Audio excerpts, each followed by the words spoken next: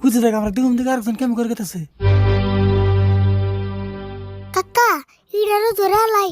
হ নু যাই। কাকা তুমি থাকো আমি তি যাই। হেই তুই একলা পারবি না? দেখো আমি কিরম বুদ্ধি করে ওর ধরে আনি। কাকা আমি সঙ্গে ডাক দিম এই সঙ্গে যাবে। হবো নি যা।